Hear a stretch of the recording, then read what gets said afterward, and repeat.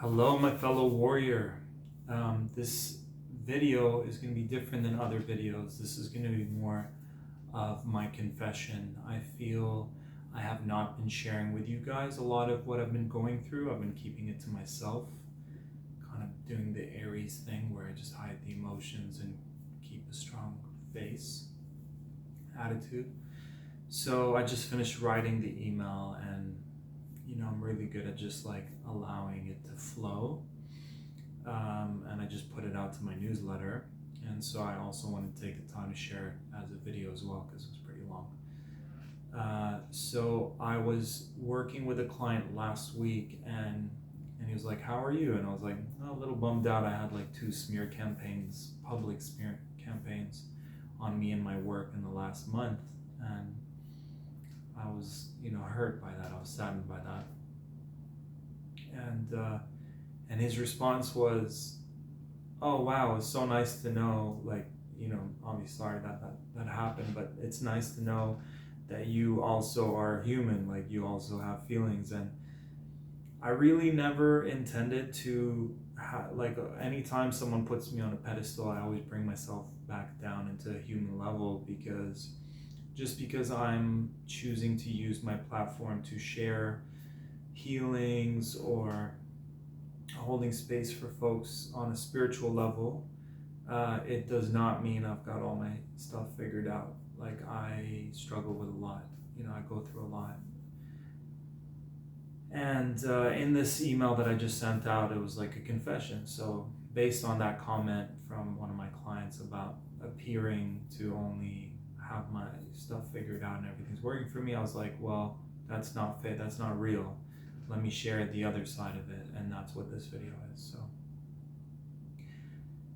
I will begin by sharing, and I've shared this in the past, that I struggled and struggle with a lot of addictions. I have an addictive personality. As a kid, before I even go to school, I would down a whole box of Nerds and drink a Starbucks coffee and smoke some cigarettes, or it's like this potent tobacco we had back in Dubai.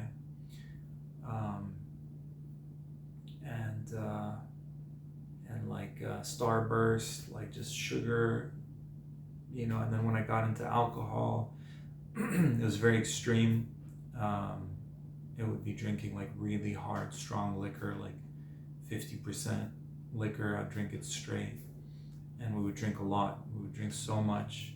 It's a miracle. Nothing bad happened to us. And yeah, extreme. Like, Aries are known for extremes. And then when I got into my work, I feel like I was in a 4-year relationship when I was in my 20s. And to be honest, when she left to Hungary, I really went in such a dark depression.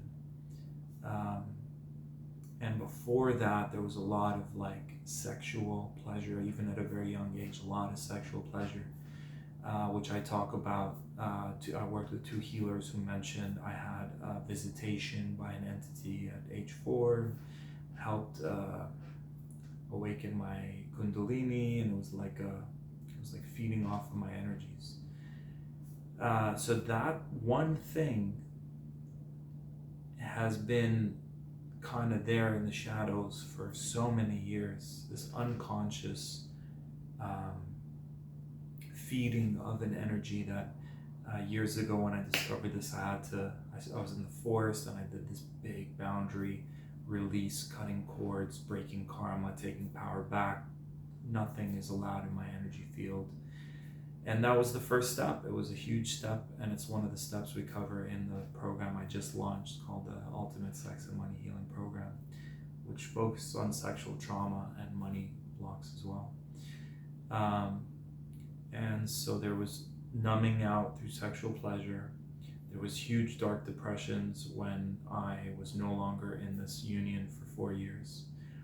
And the darkest was, just like binge watching, eating, and at the same time, the stuff I was consuming was the deepest, darkest stuff on our planet. So I'm addicted to this truth that I was never told. So I'm reading book after book after book, audiobook, YouTube videos, like ever consuming all this info, and it's like that rabbit hole that never ends. It really never ends.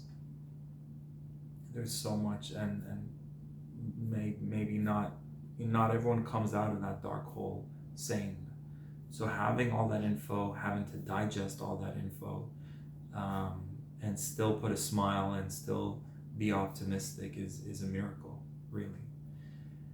Um, and then work, became an addiction because I'm like, I'm good at this. Let me just keep doing this. And my South Nodes in Capricorn, which are like the workaholics of the astrology, they just love work. And in my North Node, I'm meant to nurture relationships and step more into that Cancer role, which I have been in my work, kind of feeling like a supporter to my clients, holding space for them in a different way than, like the masculine, let's go do that, although both come out, but definitely felt a shift in the fulfillment, definitely a balance. And then fast track, later after that, my ex-wife, we're together for 4 years, we get married, and one day she was like, I just can't do this anymore, and she walks out. I see her once in a parking lot, but never again. And that kind of first day I was in victim, I was like, why is this happening to me? Second day I was like, what can I learn from this? And when I asked that question, I had a million ahas. It's like this pattern has been going on for such a long time, maybe even many lifetimes, and this one catalyst experience was going to make sure that I break through this, take my power back, clear the karma. So I remember taking a vow saying, like, the pattern was, she would say things to me, I would feel like she's criticizing me, and I'd get very controlling and defensive based on my traumas when I felt like I did something wrong.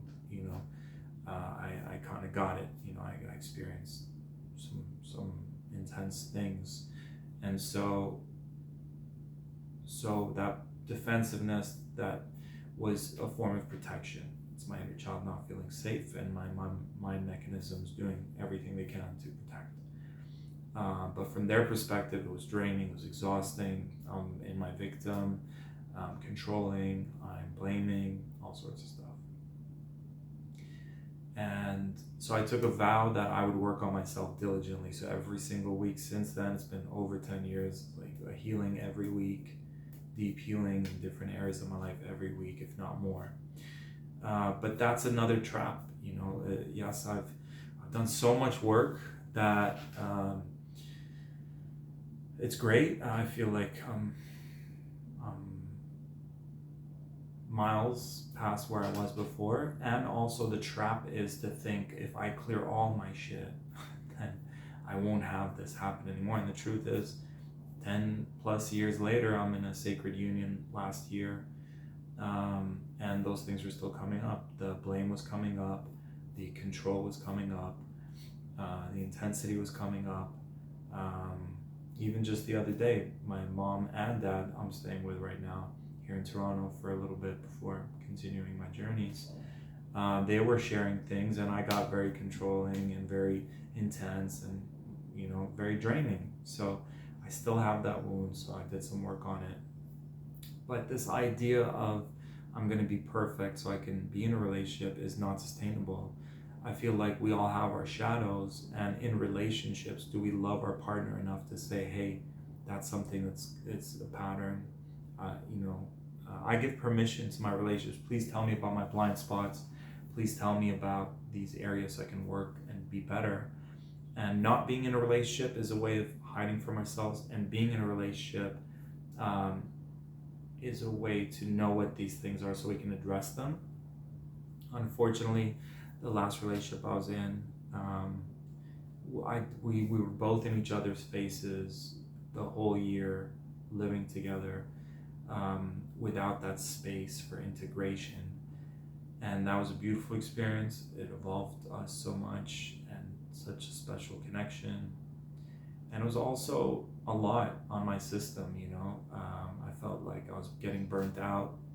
I felt like I gave so much energy to these traumas that it just felt like I was not able to continue doing what I was doing, and I felt like the intention of anchoring into land and home was put on pause, and I felt that even with my business, we weren't doing as good. And it took me a while to recover, after the year of going our separate ways. It took me a while to recover. I'd like to think I can move on fast, but Moon in Pisces, y'all. I don't know if you know what that means, but so sensitive, and feel things so deeply, which is a gift when you're creating poetry, which could feel like a curse when you're in it. But a lot of support. I had some support throughout that. We had coaches, and I had some my own support system, so I'm really grateful for that. But there's been this pattern, because what I want more than anything in life, at least in my mind, what I think I want more than anything, is to be in a sacred union, to have that family feel, community feel. And I noticed with my addictions, like when I lived in a community for 6 months, like almost zero energy given to addictions, no need for any like comfort foods because I'm feeling connected to people. No need to numb out because life is amazing. There was a balance between work and play, relationships, and work time, extrovert, introvert, time with nature. Like, it was beautiful. But there's been this pattern of, like, in communities, people saying like, oh, I'd never live with you. They'll see my shadow pop up for a second, and they were like, nope, that's when I knew. I've had a potential partner tell me, oh, when I saw that come out, I knew I can never be with you in a relationship. I had an ex in New Zealand say, when I snapped or whatever, be like, oh, I knew then we would never be able to live in a community. When I was about to buy a whole bunch of land in BC and become a steward of that land, is a term that I resonate more with than buying land. It was see, I'm even this that I'm doing right now is like I just got it. It's like a form of protection because I'm sharing my vulnerability, but I'm safe to be vulnerable. I'm very empowered in my vulnerability is what I'm affirming right now. In real time.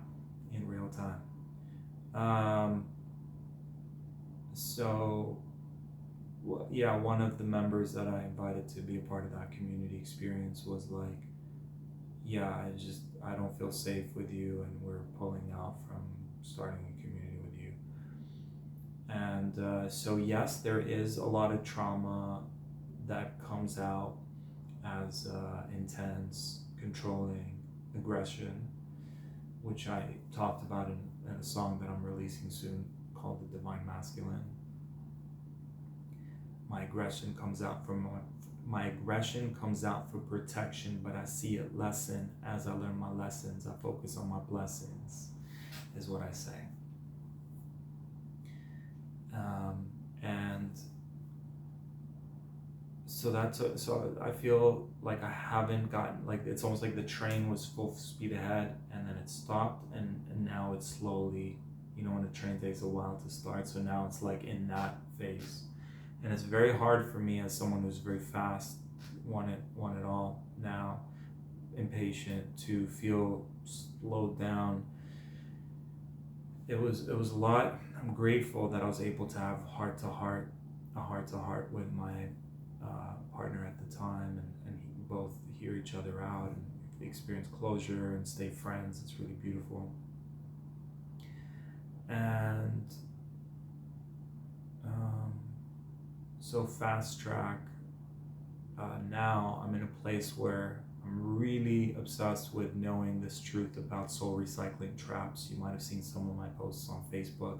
Fascinating. I've been doing research since, I would say, 2005. Like, a lot of time and energy invested in reading books, audiobooks, videos, content, discussing what's happening behind the scenes, right? I was watching a movie yesterday called The 13th Warrior with my family. It's on Disney, and they're fighting these, like, not like humanoid cannibals that live in caves. And I was like, whoa, when they killed them, they didn't die like humans, they like disappeared. I was like, those are demons. And my mom was like, you're really into these demons? And I was like, yes, like we're in spiritual warfare. In my mind, I was like, we're in spiritual warfare. Know thy enemy, like know your enemy, study your enemy so you know their strengths, know their weaknesses. So I feel like, why are we not all taught, if in religion, in school, um, about, and like I feel like we all should be masters of demonology, so we all know how how they function, and we know how to protect ourselves, and how to capitalize on our strengths. So just side note, you know, and I have felt defeated. I felt like a failure.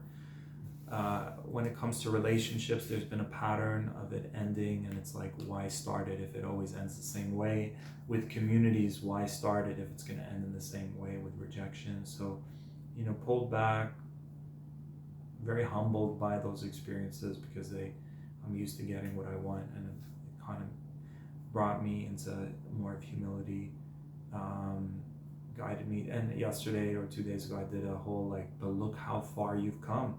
Even if you haven't anchored into land, home, community with a sacred union, relationship, soul family, look how far you've come. Like, you almost bought a plot in BC, you started something in New Zealand, you explored living in community in Australia, you got a whole bunch of people in Toronto to live in a home, conscious home, and you had growing food in the backyard, and rent was really low, and like, look how far you've come.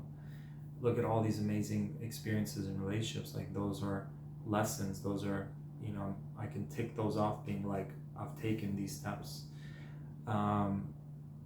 And yeah, I'm here in Toronto. I've reached the point where I'm like, you know what, fuck it, come whatever may.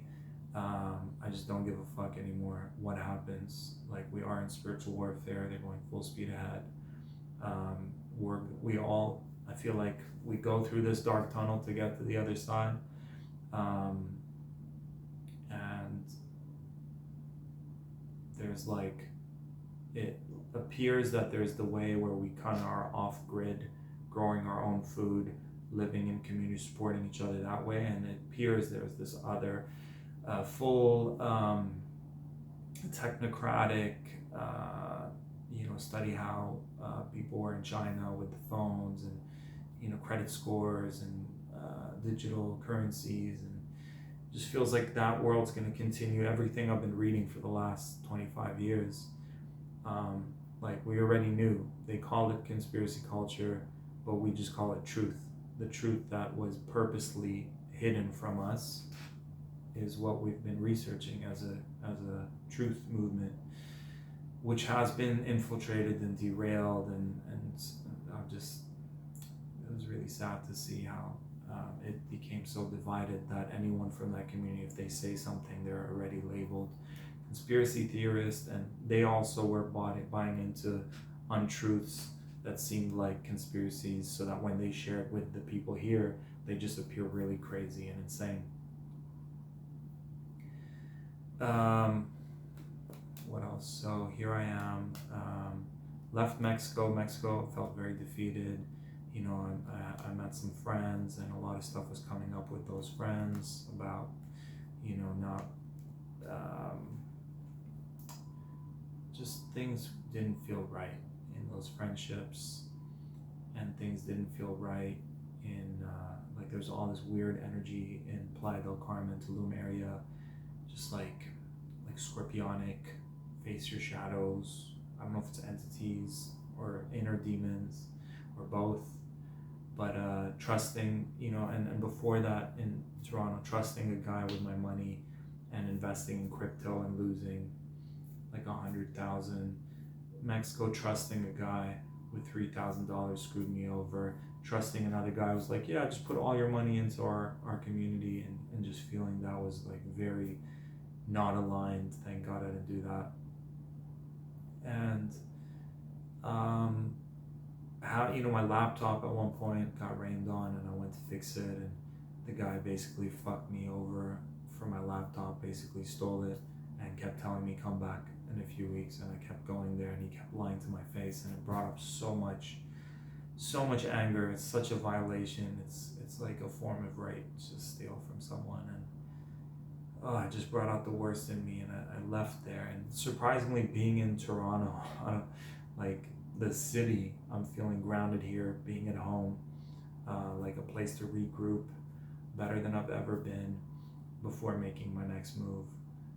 But I dream that I just put my energy and focus towards buying land, growing food in community, not all together, but everyone autonomous and independent, and having these conscious neighbors. So far, I feel like being in Mexico, the area I was in didn't feel right, but I want to explore other areas because it does feel like a place where people are going to create these new earths. Costa Rica felt really beautiful, some parts of it.